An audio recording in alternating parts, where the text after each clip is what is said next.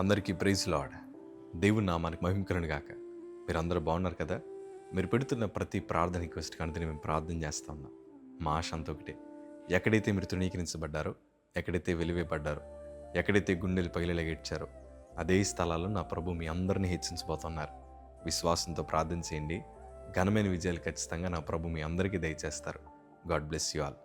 ఈరోజు ఈ వీడియో చూస్తున్న మీ అందరికీ దైవజండుగా అనుభవంతో చెప్తున్నాను, ఆశను కోల్పోకండి.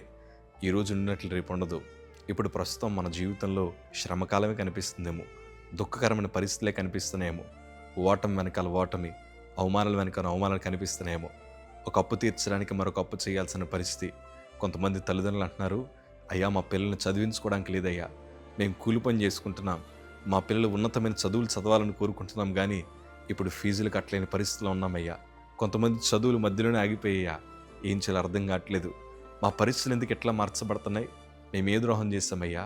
మేము ప్రార్థిస్తున్నాం కదా, మేము యథార్థంగా జీవిస్తున్నాం కదా, ప్రభు అంటే నమ్మకంగా బ్రతుకుతున్నాం కదా, నా ప్రభు ఉన్నాడన్న ఒకే ఒక ఆలోచనతో బ్రతుకుతున్నాం కదా అని కొన్నిసార్లు నిరుత్సాహ మాటలు మీ నోటంట రావడం నేను వింటా ఉన్నాను.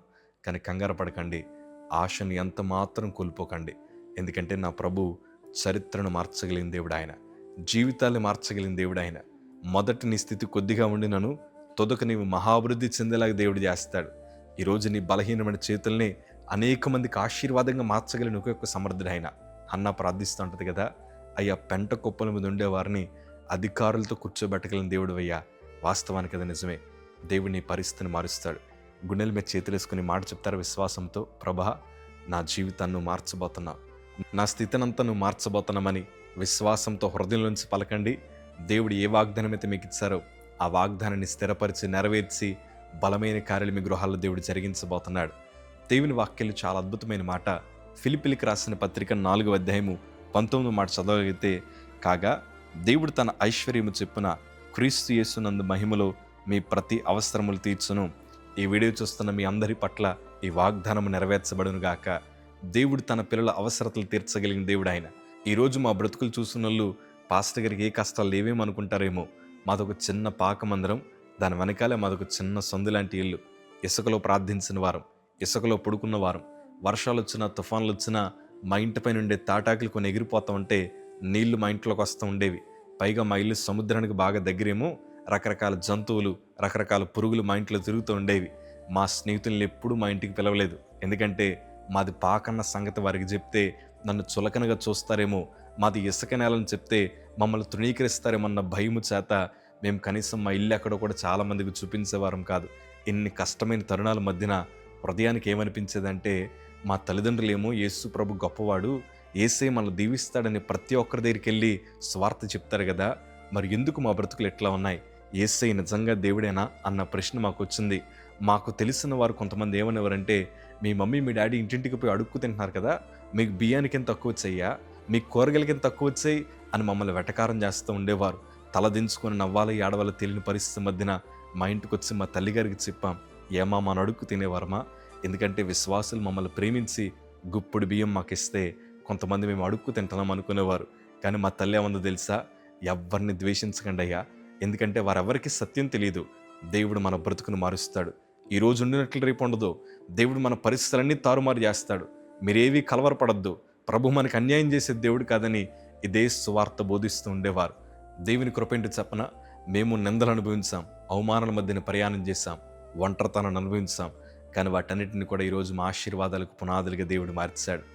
కొన్ని సందర్భాల్లో నాకు జ్ఞాపకం వస్తూ ఉంటుంది, మా చేతులు ఈరోజు విలువైన ఫోన్లు ఉన్నాయి, కానీ ఇప్పుడు ఈ సంగమా మా చిన్నప్పుడు మాకు తెలిసిన వారు ఒక ఫోన్ కొనుక్కుంటే అది చూడాలన్న ఆశతో వారి దగ్గరికి వెళ్ళి కూర్చున్నాను. వాళ్ళు ఏమన్నా తెలుసా, నువ్వు ఈ ఫోన్ పట్టుకోవడం కూడా సరిపోవు, నీ అర్హత సరిపోదని చాలా మాటల చేత నిందించారు. తలదించుకుని మా ఇంటికి వచ్చేసాను. కొన్నిసార్లు పైనుండి విమానాలు వెళ్తూ ఉంటే మేము బొమ్మలు కూడా కొనుక్కోలేము, విమానం ఎట్లా ఎక్కుతాంలే అనుకున్నాం. కానీ దేవుడు స్వార్థ పరిచయ విషయంలో ఎన్నో ప్రాంతాలకి, ఒక దేశానికి కూడా తిరగడానికి దేవుడు కృప చూపించాడు.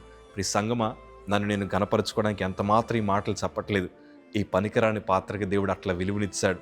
కేవలం ఒకటే, నా ప్రభు ఐశ్వర్యవంతుడు, నా ప్రభు స్థితిని మారుస్తాడు, నా ప్రభు మన అవసరతలు తీరుస్తాడు. దేవుని మీద ఆధారపడండి.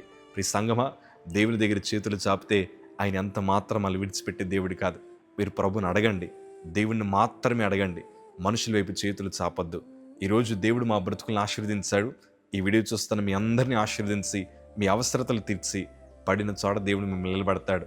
ఈరోజు మనం చాలామంది దగ్గర చేతులు చాపండొచ్చు, కానీ అన్ని రోజులు ఒకలా ఉండవు. మీ కుటుంబాల చేత అనేక మందిని దేవుడు పోషించబోతున్నాడు. మీ పిల్లలకి ఘనమైన విజయాలు దేవుడు దయచేయబోతున్నాడు. చక్కటి ఉద్యోగాలు ఇస్తాడు. అనేక చక్కటి పదవులు దేవుడు మీ పిల్లలకిచ్చి మీ కుటుంబాలకిచ్చి దేవుడు మిమ్మల్ని ఘనపరచబోతున్నాడు. ఈ వీడియో చూస్తున్న కొంతమంది దేవుడు సేవకుడిగా లేపబోతా ఉన్నాడు. పరిచర్లో బలంగా దేవుడు వాడుకోబోతున్నాడు. విశ్వాసంతో ఉండండి. దేవుడు మీ అవసరతలు తీర్చడమే కాదు, ఘనమైన సాక్షులుగా దేవుడు వాడుకుంటాడు. కలవరపడద్దు, ధైర్యంగా ఉండండి. ఆశ మాత్రం కోల్పోకండి. గతంలో మేము ఏదైతే అనుభవించలేమనుకున్నామో దేవుని కృప ఈరోజు వాటన్నిటిని అనుభవించడానికి దేవుడు కృప చూపించాడు. దేవుడు పరిస్థితులు మారుస్తాడు, కుటుంబాలు మారుస్తాడు, చరిత్రను మారుస్తాడు. ధైర్యంగా ఉండండి. మళ్ళీ చెప్తున్నాను, ఆశ కోల్పోద్దు, ప్రార్థించండి. మీ కుటుంబాల్లో గొప్ప సాక్ష్యాలు రాబోతున్న మేము వినబోతున్నాం. God bless you.